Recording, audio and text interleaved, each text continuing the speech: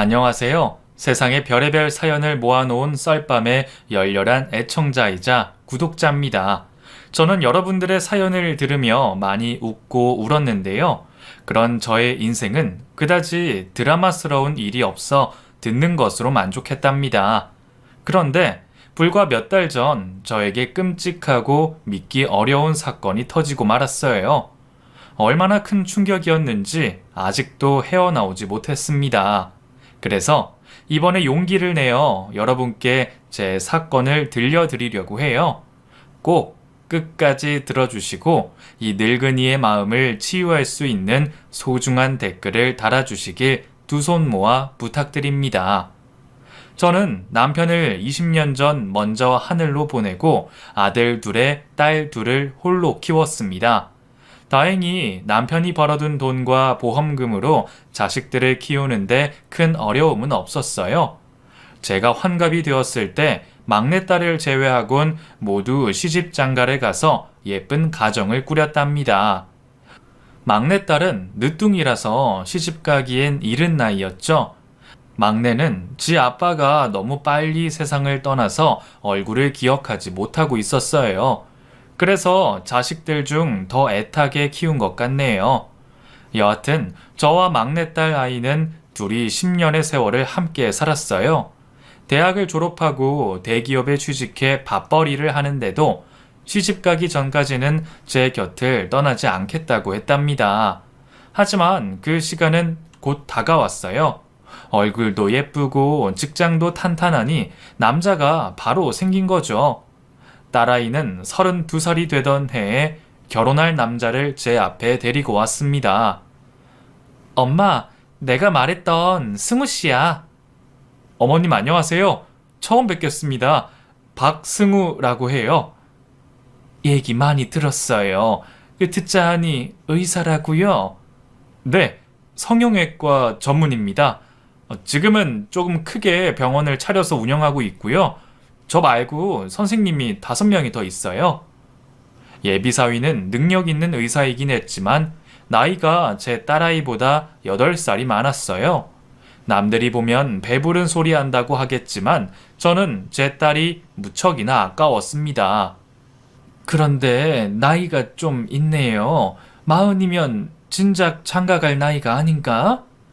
어머님, 요즘은 다들 늦게 결혼해요. 제 동기들 대부분이 미혼이라니까요. 어머님이 걱정하시는 건 알겠는데 8살 차이면 잘 어울리는 나이라고 생각합니다. 게다가 저는 술하고 담배도 하지 않으니까 또래보다 훨씬 젊다고요.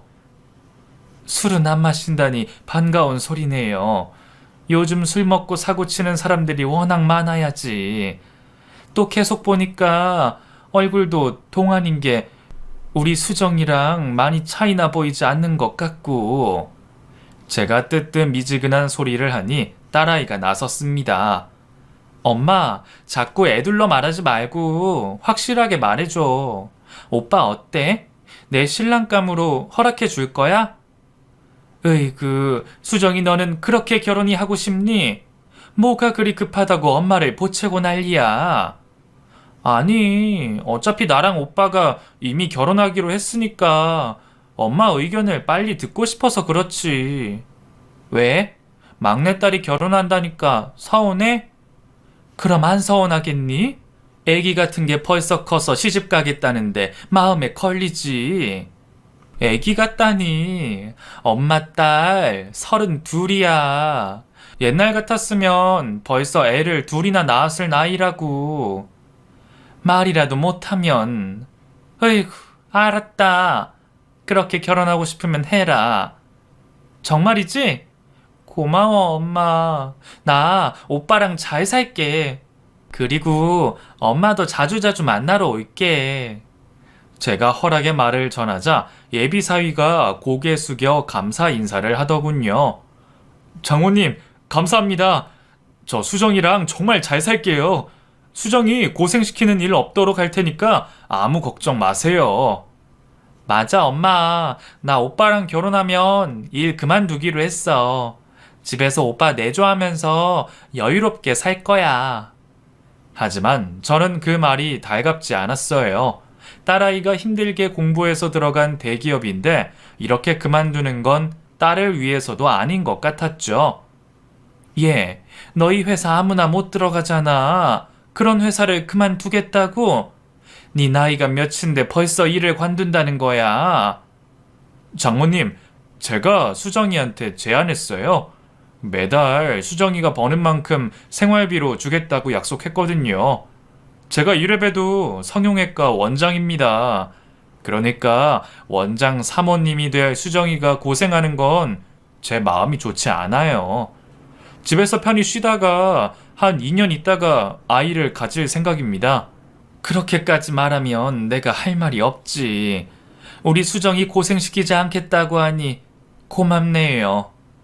결국 결혼 승낙을 한 지 일주일 만에 상견례를 하게 되었고 결혼식 또한 한 달 만에 치르게 되었습니다.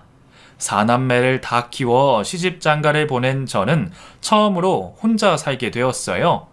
애들 키울 때는 빨리 좀 커서 독립하길 기다렸는데 막상 혼자가 되어보니 무척이나 외로웠습니다. 그래서 그 전에 없던 취미를 만들어 보려고 괜히 밖으로 나돌아다니기 시작했어요. 집에 혼자 있으니 답답했답니다. 그전에는 몰랐는데 제가 사는 아파트 단지에 제 또래의 노인들이 굉장히 많더라고요. 다들 저처럼 외로웠는지 아파트 단지 안에 있는 벤치에 앉아 있었답니다. 그중 수다스러운 노인 하나가 제게 말을 걸었어요. 어머, 506호 아줌마 맞죠? 저 바로 아래층 사는 여자예요.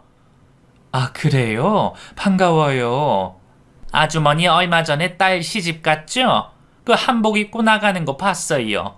시집 좋은 데로 갔나요?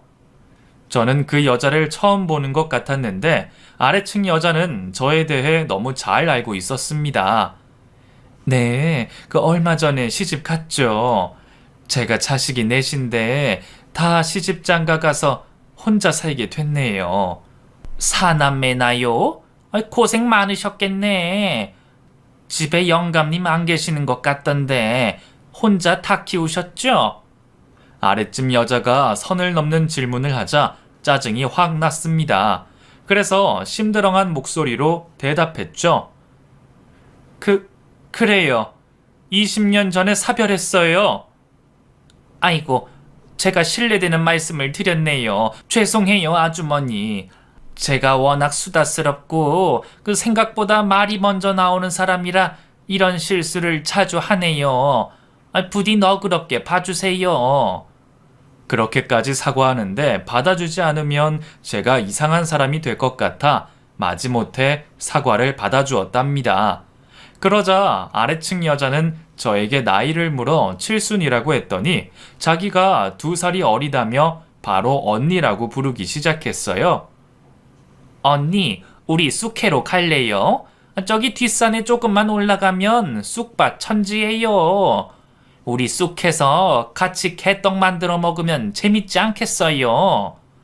쑥이요? 좋죠.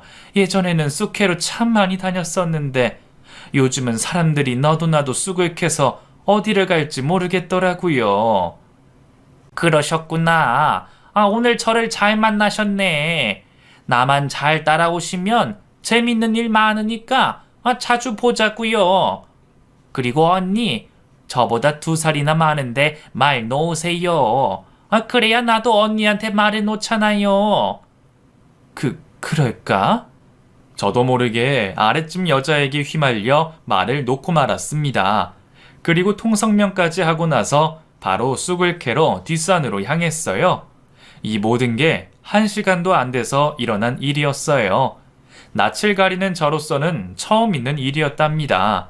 어쨌든 저와 아랫집에 사는 동생은 함께 쑥을 캐왔고 동생 집으로 들어가서 냉커피를 한잔 하게 되었어요. 언니, 이거 마셔. 오늘 언니 덕분에 재밌었어. 나도 모처럼 재밌었다. 그런데 영자야, 집에 왜 사진이 한 장도 걸려있지 않은 거야? 사진이 없지. 다들 세상을 떠나서 잊고 지내려고 그 장롱에 숨겨뒀어. 저는 너무 놀라 말문이 막히고 말았습니다. 게다가 아무렇지 않게 가족들의 죽음을 말하는 영자에게 미안한 마음이 들었죠. 아이고, 내가 실수했네. 미안하다. 괜찮아. 나도 아까 언니한테 실수했으니까 비긴 셈이지. 남편은 언니처럼 오래전에 사별했고 딸 하나 있었는데 사고로 세상을 떠났어. 그랬구나. 많이 힘들었겠다, 영자야. 저는 감히 어떻게 자식이 세상을 떠났는지 묻지 못했습니다. 그건 정말 큰 실례였으니까요.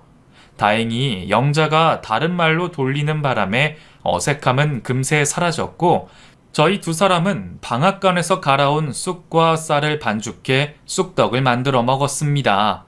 오랜만에 먹었더니 아주 꿀맛이더라고요.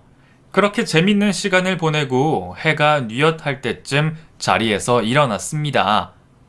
영자야, 언니 그만 갈게. 다음에는 언니 집으로 초대할게. 맛있는 거 먹고 수다도 떨고 하자. 정말? 약속한 거다? 그럼 조심히 가고 다음에 봐. 그리고 며칠 동안 영자를 보지 못했어요.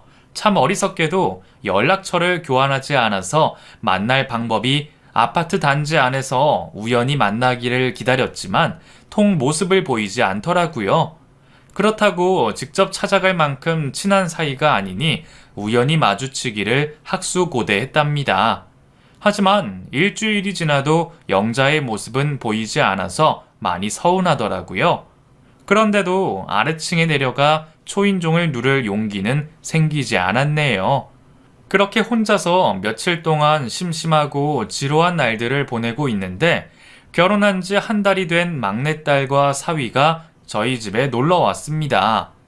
연락도 하지 않고 찾아와서 2배로 반가웠어요.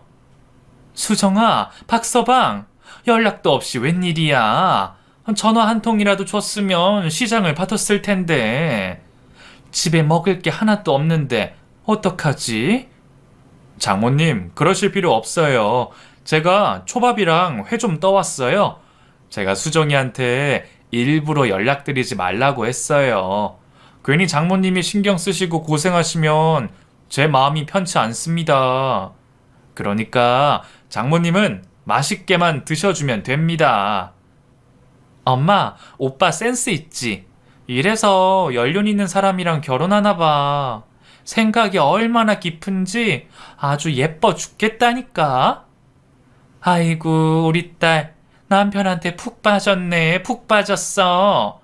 그래, 신혼이니까 마음껏 즐겨라. 박서방, 수정이한테 잘해줘서 고맙네. 앞으로도 이렇게 다정하게만 지내줘. 그럼 나는 더 바랄 게 없어. 이윽고 저희 세 사람은 식탁에 둘러앉아 초밥과 회로 식사를 시작했고 그동안 못 나눈 대화를 나누느라 시간 가는 줄 몰랐습니다. 그런데 딸 수정이가 저에게 놀랄만한 이야기를 꺼냈어요. 엄마, 나 성형 좀 하려고 하는데 엄마 생각은 어때? 뭐? 성형수술? 네 얼굴에 고칠 데가 어딨다고 성형 타령이야. 괜히 예쁜 얼굴 망칠 생각 말고 생긴 대로 살아라. 엄마도 참, 오빠가 성형외과 의사인데 사모님인 내가 공짜로 성형하겠다는데 왜 반기를 들어? 요즘 성형은 티 안 나게 예쁘게 잘 돼. 게다가 오빠는 실력 있는 의사라고. 매일 번호표 뽑고 기다리는 환자가 수십 명이라니까. 으이구, 그래서 결혼하자마자 남편 덕을 보려고 성형수술을 한다는 거냐? 박서방, 자네가 말해봐. 우리 수정이 얼굴에서 고칠 데가 있어 보여? 다행히 사위는 저와 같은 생각이었습니다.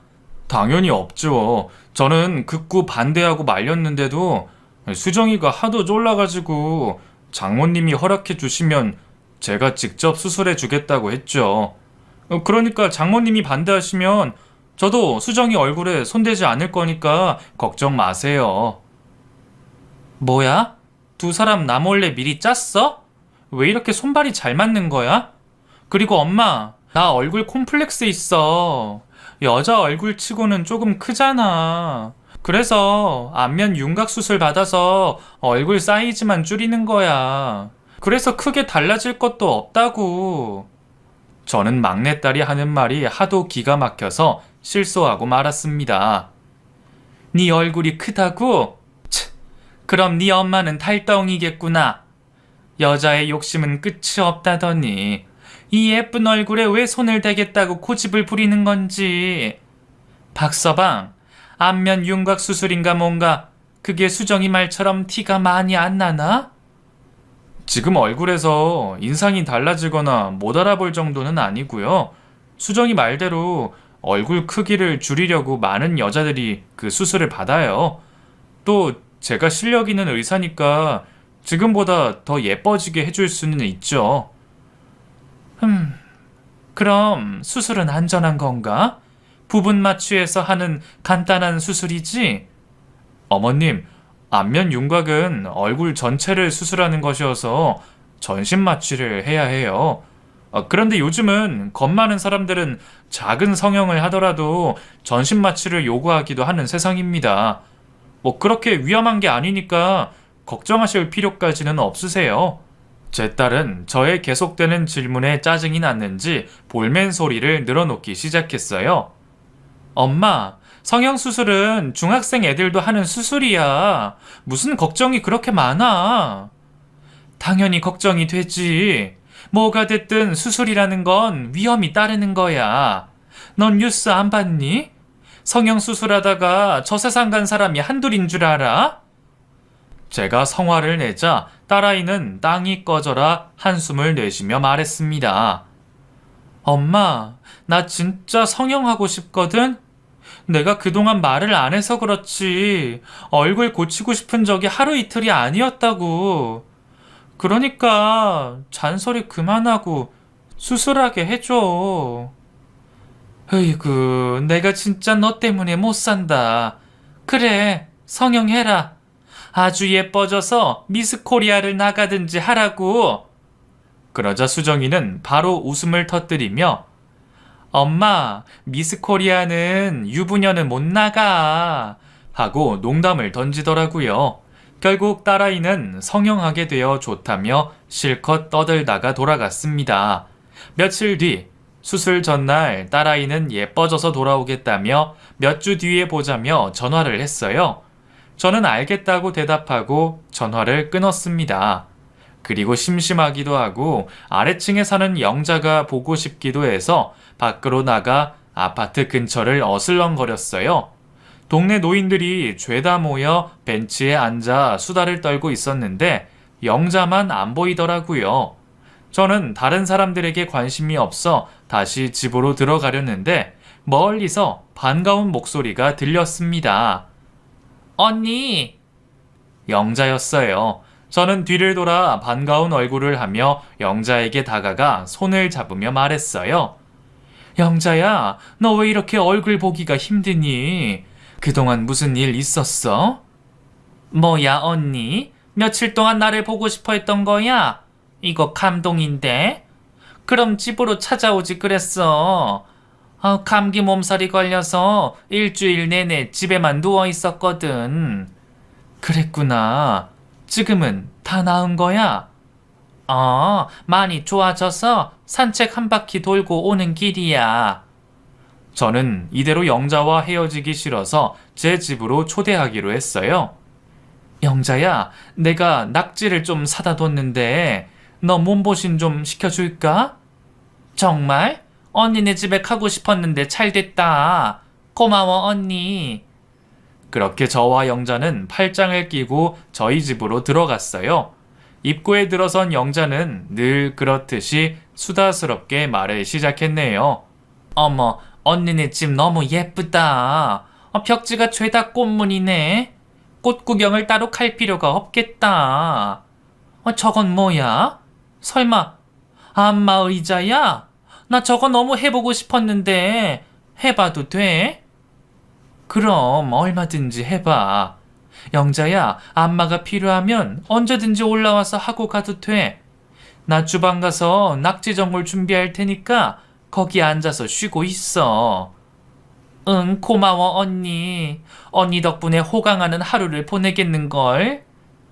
저는 주방에서 분주하게 움직이며 낙지 전골을 금세 만들었고 식탁에 밑반찬을 다 올리고 나서야 영자를 주방으로 불렀습니다. 다 됐다. 영자야, 어서 와서 먹자. 벌써 다 됐어? 언니 손 빠르네. 그리고 제가 차린 음식을 본 영자는 눈이 휘둥그레지며 이 모든 걸 자길 위해 차렸냐며 감동을 받았다고 말했습니다. 차린 것도 별로 없는데 무슨 감동이야. 그리고 맛이 있을지 모르겠다. 언니, 맛있어. 간도 딱 맞고 얼큰한 게 감기가 당장이라도 뚝 떨어질 것 같아. 오랜만에 이런 밥상을 받아서 그런지 너무 행복하다. 그렇게 저희는 낙지 전골을 싹싹 긁어서 먹은 뒤 식당에서 먹는 것처럼 밥까지 볶아서 배를 채웠습니다. 그리고 커피를 마시며 두런두런 이야기를 나누기 시작했어요. 언니, 저기 벽에 걸린 가족 사진에 예쁘고 잘생긴 자식들 모두 결혼했다고 했지? 응, 얼마 전에 막내딸까지 시집 갔지. 우리 애들 예쁘지? 너무 예뻐. 부럽다. 자식이 넷이나 있으니 나처럼 외롭진 않겠다. 저는 자식을 가슴에 묻은 영자에게 무슨 말을 해야 할지 모르겠더라고요. 그래서 엷은 미소를 짓고 말았답니다. 그런데 영자가 한술 더 떠서 제 자식들의 결혼 사진을 구경시켜 달라고 하더라고요. 언니, 내 딸은 시집 가기 전에 세상을 떠나서 남의 자식들 결혼 사진 보는 게 그렇게 재밌더라. 언니 자식들 결혼 사진 좀 구경시켜 주라. 결혼 사진? 그래, 방에서 사진첩을 가지고 올게. 잠깐만 기다려. 이윽고 제가 가지고 나온 사진첩을 건네받은 영자는 곧장 첫 장에 장남 결혼식 사진을 펼치며 감탄사를 자아냈어요. 어머, 언니 큰아들 진짜 멋있다. 내 딸이 살아있으면 사위로 드리고 싶었을 거야. 언니 닮아서 자식들 인물이 너무 좋다. 영자는 계속해서 사진첩 한 장 한 장 넘기며 자기 자식들의 사진을 보는 양 행복하고 흐뭇한 미소를 잃지 않았습니다. 그러다 얼마 전 결혼한 막내딸 결혼 사진을 본 영자가 입을 떡하고 벌리며 시선을 집중했어요. 왜 그래? 내 막내딸은 별로 안 예뻐? 그게 아니라 언니 딸 옆에 있는 사위 말이야. 내가 아는 사람이랑 너무 많이 닮았어. 그래? 얼마나 닮았길래 그렇게 놀라? 그러자 영자는 확신이라도 한 듯이 손가락으로 막내 사위의 얼굴을 가리키며 맞네, 맞아. 내가 생각한 사람이랑 동일 인물이 분명해. 하고 흥분했는지 엉덩이를 들썩거리더라고요. 박서방을 알고 있다고? 어떻게 아는데? 언니, 이 남자 성형외과 의사 맞지? 맞아. 이름이 박진수고? 아니, 박승우야. 영자 네가 다른 사람이랑 헷갈린 것 같네. 그런데 성형외과 의사인 거는 똑같은 게 신기하다. 영자는 사진을 다시 확인하며 고개를 여러 번 갸웃했어요. 그리고 손바닥으로 무릎을 탁 쳤습니다. 아니야, 언니. 이 사람 박진수 맞아. 이름 바꾸고 성형수술까지 해서 내가 몰라볼 뻔했는데 분명히 박진수가 맞다고. 얘가 남의 사위를 왜 자꾸 이상한 사람으로 만들까? 그리고 박진수가 도대체 누군데 이렇게 흥분하고 호들갑을 떠는 거야? 그러자 영자가 꺼내기 힘든 말이 있는데 저와 막내딸을 위해 말문을 열겠다고 하더군요. 언니, 내가 딸을 먼저 저승으로 보냈다고 했잖아. 그런데 어떻게 죽었는지 알아? 갑자기 영자가 딸 이야기를 꺼냈는데 온몸에 소름이 돋았어요. 어떻게 죽었는데? 바로 이 남자. 언니 사위 때문에 세상을 떠났어. 내 딸이 26에 가슴 수술을 받으려고 성형외과를 찾아갔어. 그리고 이 사진 속에 있는 언니 사위가 수술을 집도하게 됐지. 그런데 내 딸은 수술 도중 호흡을 멈췄고 세상을 떠나게 됐어. 누가 봐도 의료사고로 숨진 게 뻔하지? 맞아. 박진수 저 남자가 술을 마시고 수술실로 들어왔대. 그리고 전신 마취를 하고 수술을 하는데 술 취한 놈이 제대로 할 리가 있겠어? 내 딸은 과다출혈로 세상을 떠났다고. 예뻐지려고 수술대에 올랐다가 그렇게 된 거라고. 그래서 난 이 인간에게 벌을 주려고 형사고소를 하고 법의 심판대에 올렸어. 그런데 징역 1년에 의료 자격정지 1년이 이 인간이 받은 벌의 전부였지. 그동안 박진수 이 인간의 얼굴을 하루도 잊어본 적이 없었는데 5년 만에 사진으로 만나게 됐네. 저는 영자가 참 안 된 일을 겪었지만 사람을 잘못 본 거라 생각했어요. 제 사위는 술, 담배를 하지 않고 성실한 의사인데 영자가 말하는 의사는 전혀 그래 보이지 않았으니까요. 영자야, 네 딸 일은 정말 유감이야. 하지만 그 일을 저지른 의사가 내 사위라니 말도 안 돼. 이름도 다르고 얼굴도 다르다면서 무슨 근거로 확신하는 거야? 여기 오른손 등에 보이는 흉터 보이지? 이거 내 딸 수술 중에 실수로 다친 거야. 이걸 보고 200% 확신하게 됐어. 언니, 나 노망난 거 아니야. 내가 내 딸 죽인 원수를 못 알아볼 것 같아? 저는 머릿속이 복잡해 바닥에 주저앉고 말았습니다. 영자의 말이 사실이라면 이건 잘못된 결혼인데다가 사기 결혼과 같았으니까요. 게다가 오늘 딸아이가 사위에게 성형수술을 한다고 알린 사실이 떠올랐습니다. 오늘 내 딸 성형수술 하기로 했는데 내 사위가 직접 한다고 했어. 뭐? 언니, 그 자식한테 수술을 맡기면 안 돼.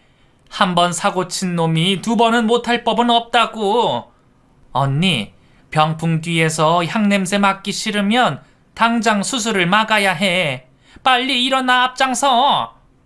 영자가 다그치자 제 몸이 반사적으로 움직이기 시작했고 곧장 집을 나서고 택시를 잡아타 딸아이의 집으로 향했어요. 저는 딸에게 전화를 걸었는데 어찌된 일인지 전화를 받지 않았어요.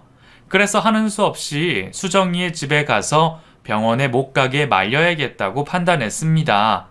물론 사람 말은 양쪽의 말을 다 들어봐야 인지상정인데 영자가 옆에서 하도 닥달하는 바람에 저도 사위에 대한 의심이 커졌고 딸아이가 성형수술을 못 받게 해야겠다고 결심했어요.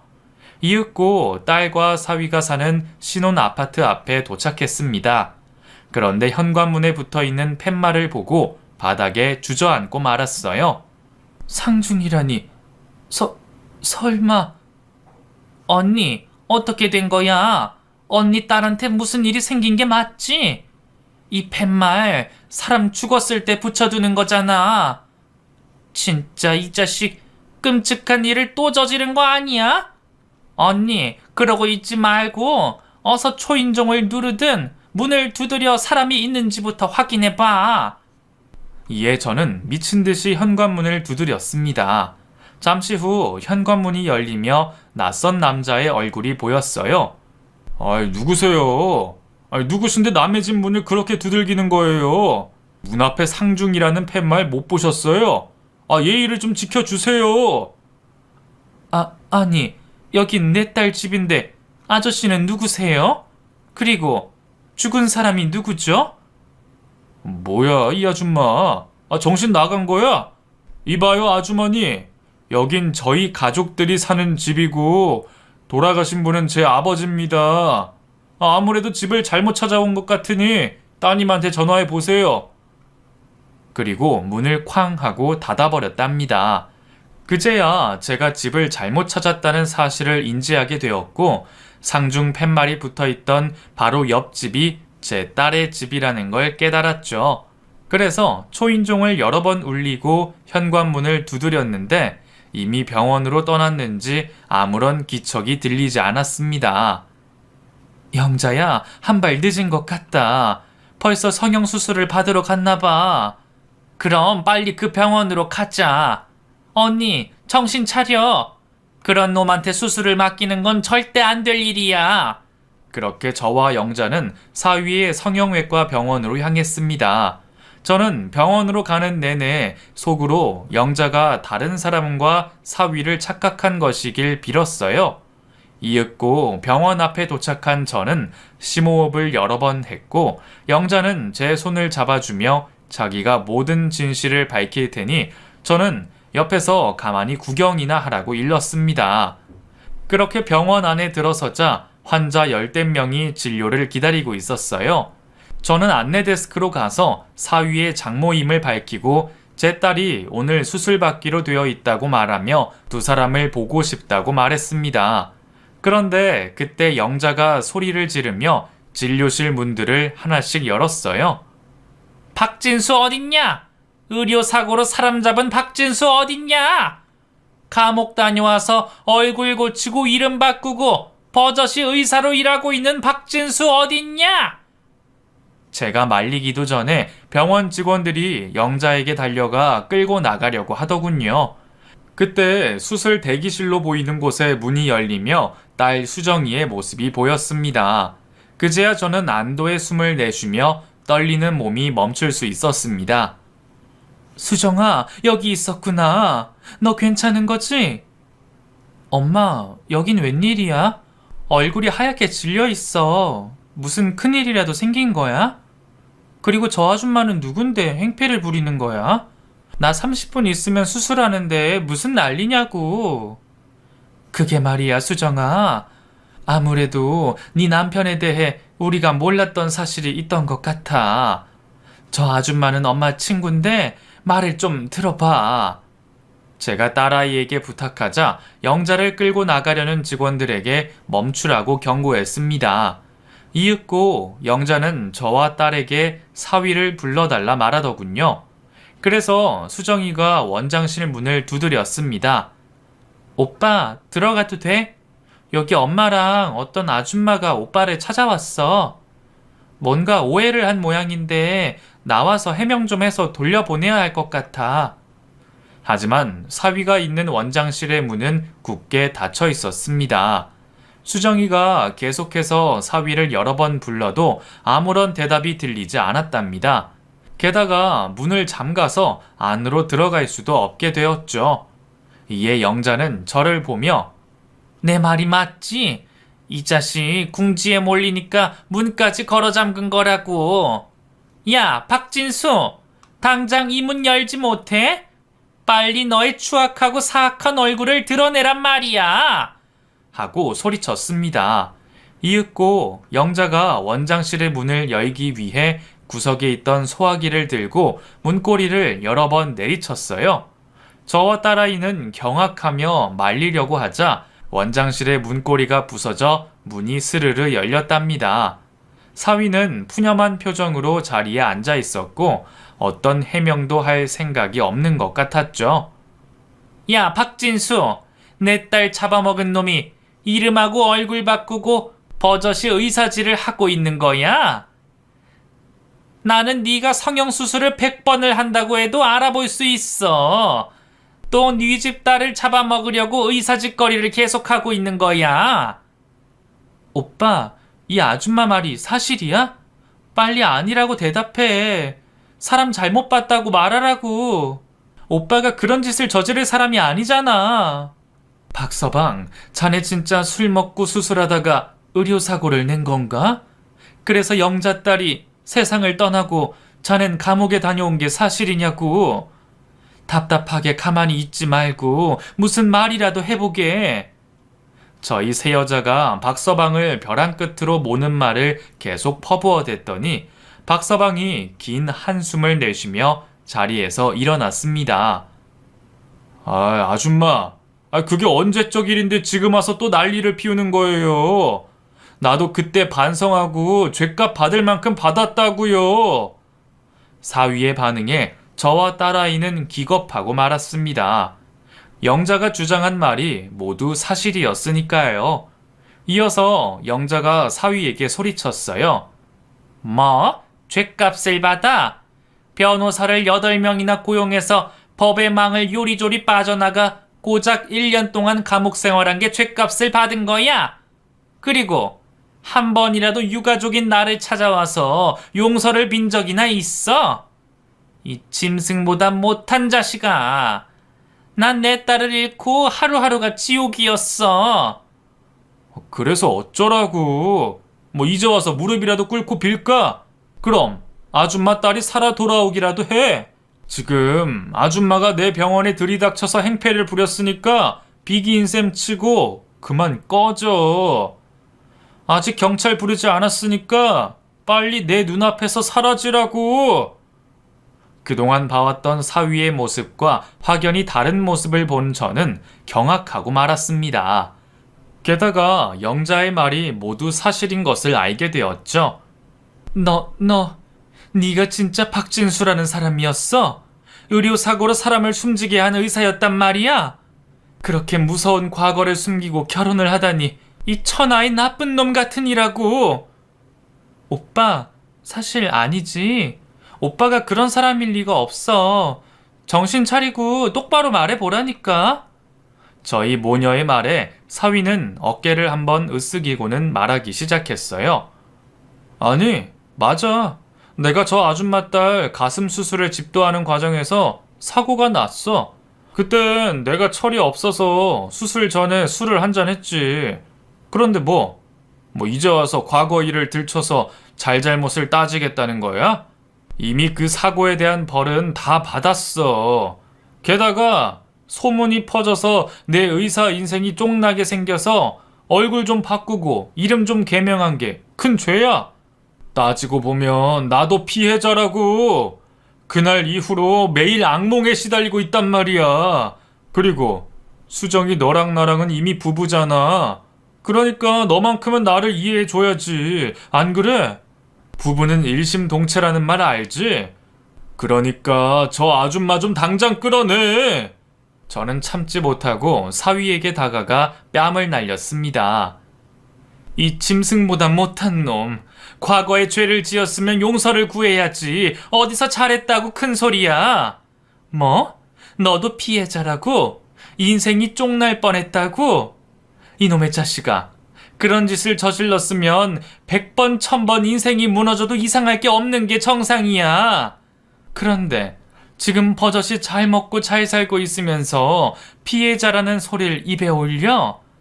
당장 영자한테 용서를 빌고 망자를 찾아가 진심 어린 사과를 하란 말이야. 뭐야, 어디서 손찌검을 하는 거야? 당신도 내가 의사라서 사위로 받아준 거 아니야? 저 아줌마만 아니면 내가 과거에 무슨 짓을 저질렀든 상관 안 했을 거잖아. 그리고 사과라고 했어?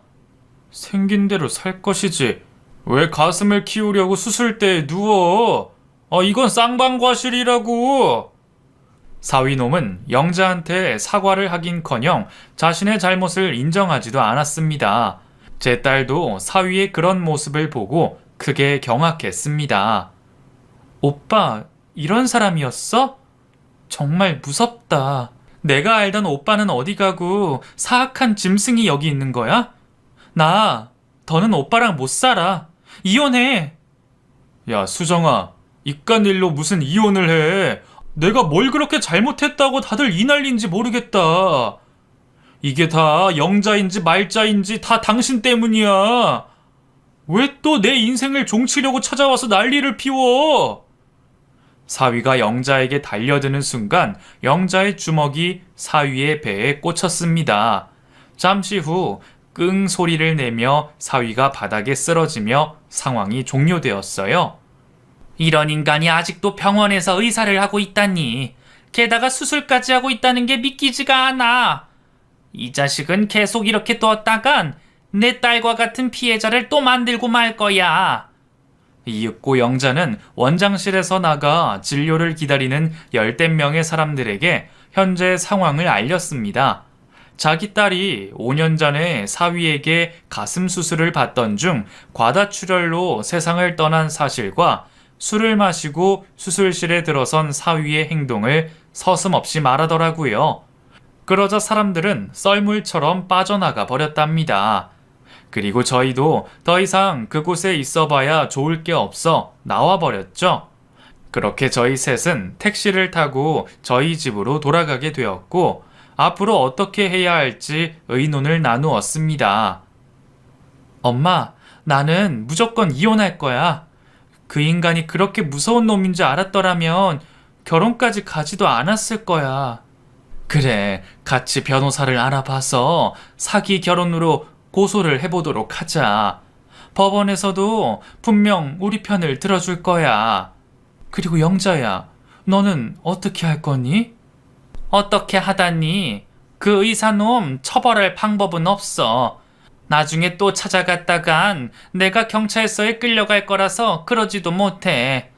분해 죽겠지만 이쯤에서 끝내야겠지. 그러자 수정이가 영자의 손을 잡으며 말했습니다. 아주머니, 지금은 인터넷이 발달한 시대잖아요. 그걸 이용해서 그 짐승보다 못한 놈이 의사짓을 못하게 만들어 보자고요. 제가 도와드릴 테니까 같이 해봐요. 인터넷? 그거 괜히 남의 신상을 올렸다간 수정씨가 큰일을 당할 텐데. 아니에요. 저한테 다 방법이 있어요. 저만 믿어보세요. 이윽고 수정이는 컴퓨터를 켜고 의료사고 피해자들의 카페에 가입을 했습니다. 거기에 사위 신상을 제대로 알리지 않고 짐작할 수 있는 몇 가지 정보를 올려 절대 그 병원에 가지 말라고 글을 남겼어요. 그리고 1시간 뒤 댓글을 확인했는데 수십 명의 사람이 제 사위에게 성형수술을 받고 부작용이 생겼다는 글을 남겼더라고요. 알고 보니 박서방은 영자의 딸만 피해자로 남긴 게 아니라 많은 사람들의 인생을 망쳤던 겁니다. 며칠 뒤 딸아이와 저는 사위를 사기 결혼으로 고소하게 되었어요. 안타깝게도 혼인 무효는 받아들여지지 않았지만 추악한 과거를 숨기고 결혼한 건 충분한 이혼 사유가 된다며 많은 위자료를 지급하라는 명령이 떨어졌어요. 그래서 수정이는 다시 싱글이 되어 제 곁으로 오게 되었답니다. 엄마, 미안해. 내가 이 꼴로 다시 엄마한테 돌아와서 면이 안 서네. 나 너무 못났지. 무슨 말을 그렇게 하니? 엄마도 네 전 남편을 보고 아무렇지 않게 결혼을 허락했잖아. 게다가 새로운 인생을 살려고 작정해서 이름하고 얼굴까지 바꾼 놈을 무슨 수로 알아차리겠어. 수정이 너도 피해자야. 주눅들 필요가 없단 말이야. 그렇게 딸아이를 안아주며 위로와 격려를 해주었고, 아직 나이가 젊으니 좋은 남자는 얼마든지 만날 수 있을 거라 말해주었습니다. 그리고 얼마 뒤 인터넷 카페에 사위의 피해자들이 병원 사진을 올리고 사위의 사진까지 올렸어요. 성형수술 부작용에 대한 사실과 영자의 딸이 수술 중 숨진 사실까지 모두 기록했더라고요. 또 입소문이라는 것도 무시할 수가 없었습니다. 저희가 병원에 쳐들어간 날 방문한 환자들이 소문을 많이 냈는지 사위의 병원 건물주가 나가달라는 말까지 했다네요. 물론 얼굴에 철판을 깐 사위는 안 나가고 버텼지만 이미 환자들이 모두 등을 돌려서 병원에 파리만 날리는 상황이라 얼마 가지 못하고 병원을 접게 되었습니다. 그리고 다른 지역의 병원을 또 개원하게 되었는데 인터넷 카페 사람들이 득달같이 달려들어 소문을 퍼뜨렸고 사위는 얼마 가지 못해 또다시 병원 문을 닫게 되었답니다. 그리고 어디로 떠났는지 더는 소문이 들리지 않았어요. 아무도 모를 지방으로 내려가서 의사 노릇을 하고 있는지 아니면 직업을 바꿔 새로운 인생을 사는지 아무도 모르는 상황이랍니다. 그렇게 저와 막내딸은 같이 살고 있어요. 딸아이는 남자에 대한 신뢰가 너무 많이 무너져서 쉽게 남자를 못 만나겠다고 하네요. 그래서 지금은 새로운 곳에 취직해서 잘 지내고 있답니다.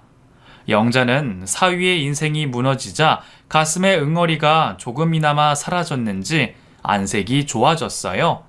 또 여전히 저희 집 아래층에 살고 있고 일주일에 2번은 꼭 만나고 있답니다. 얼마 전 영자의 집에 들어갔더니 세상을 떠난 딸과 찍은 사진이 걸려 있더라고요. 마음의 짐이 조금 가벼워졌는지 떳떳하게 딸을 매일 보고 있습니다. 이렇게 제가 겪었던 사연을 쭉 들려드려 봤어요. 과거를 숨긴 사위와 두 얼굴의 사위라는 걸 밝혀낸 영자 때문에 제 막내딸이 무사한 인생으로 돌아왔다고 생각합니다. 아직도 그 사위놈을 생각하면 이가 갈리고 소름이 돋아요. 저도 참 바보 같죠? 70년을 살았는데도 사람 보는 눈이 그렇게 없으니 말이에요. 여하튼 막내딸의 인생을 바로잡았으니 천만다행입니다. 제 이야기는 여기서 마무리할게요. 모두 제 사연을 들어주셔서 진심으로 감사합니다.